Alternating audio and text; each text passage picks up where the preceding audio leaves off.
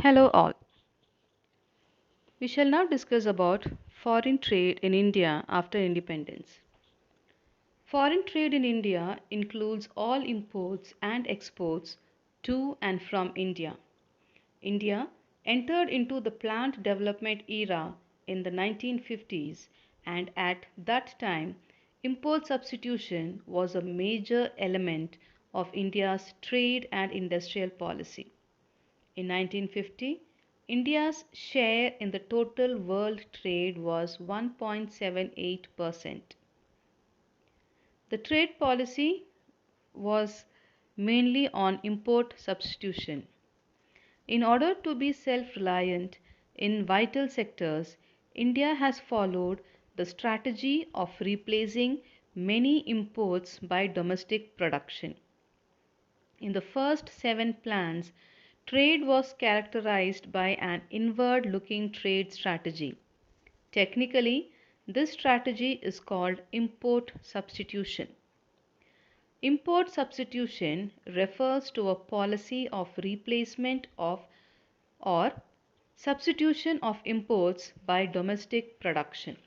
For example, instead of importing vehicles made in foreign country, domestic industries would be encouraged to produce them in India itself.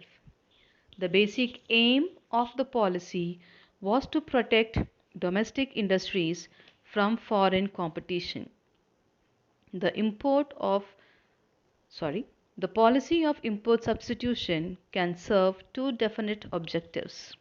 One is savings of precious foreign exchange, and secondly, to achieve self reliance. India also opted to protect Indian production from imports through the policy of tariffs and quotas. The government made use of two ways to protect goods produced in India from imports.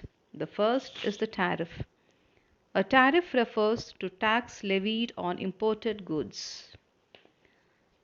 The basic aim of imposing heavy duty on imported goods was to make them more expensive and discourage their use.